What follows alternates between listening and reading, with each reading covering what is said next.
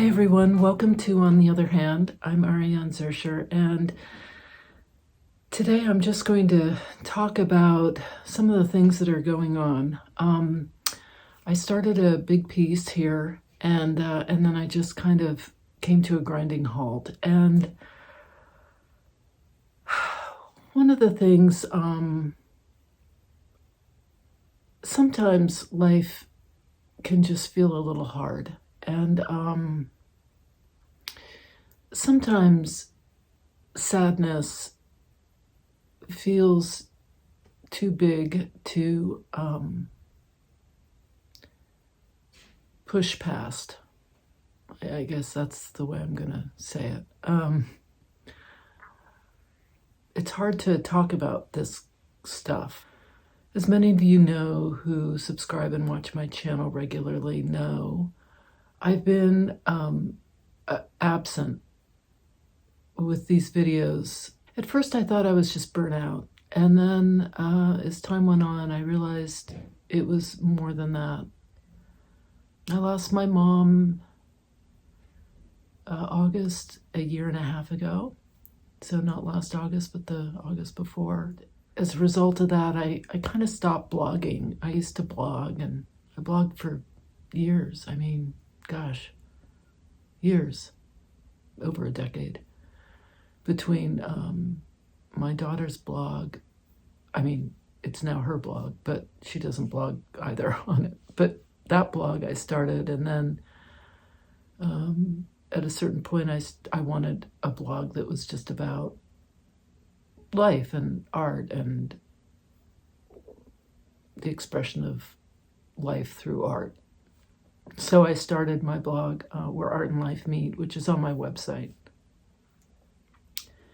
But it was so tied to my mother because she always read it, and she would often comment until the very end. She stopped commenting because it was hard for her to type. But the blog felt so associated with her, I found it really hard to keep blogging, because every time I did I was reminded of her, and it made me so sad.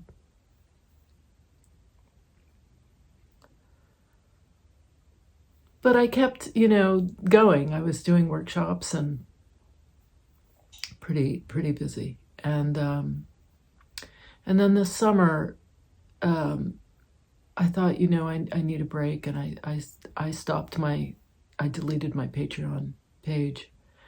I just was feeling really way too much stress over that. And I thought, well, I'll just take a break for a month. And then that led to more months, and then things over the summer got really kind of crazy, and Merlin wasn't doing well, our cat, and then we went on a lovely trip, and my husband and I had the most amazing trip. I mean, it was just magical. And we got back, and my cousin was in the hospital dying, and my cousin was a father figure to me. And he died. And then on Christmas, Merlin died. And I feel adrift. I feel unmoored, I feel just sad, and it's really hard when you're feeling sad to be productive. And I'm so typically energetic, I mean, I'm the person that everyone's sort of like commenting about how do you do all that stuff that you do, and that you're so energetic and you get so much stuff done, and I'm that person, and now it seems I'm not that person. So life throws stuff in our path, and the big takeaway for me is whatever goes on, whatever happens, I try to always remember to be grateful for what I have. I have a wonderful marriage. I have a husband I love very much, whom now, of course, I'm terrified, when is he going to die? But, they say to just bring yourself back to the present, right? Bring yourself back to the present. So he's here now. So let me take advantage of that for as long as I've got him. And I've got 2 amazing children who are now adults, both of them, amazing, whom I just love with all my heart. And I have a beautiful home, and I have this space that I can work in. And I have friends. I have a community I'm grateful for. I'm grateful for all of you. Earlier in January, well, we're still in January, I can't remember anything. But earlier I did a video and I said that I had a mantra for 2023. And my mantra is, yes, thank you. It's actually stolen from Pete Holmes, who's a comedian I just adore him. If you have a chance to look at his show on HBO, Crashing, he's just fantastic. And he does stand up. And anyway, yes, thank you. So I was thinking about that, and I was thinking about how I've been feeling like I'm in a rut, but I have the choice to think about it differently. I guess that's what I'm going to say. I have the choice to say, yes, whatever's going on, thank you, and look deeper at it, not push it away, not encourage it, but not push it away either.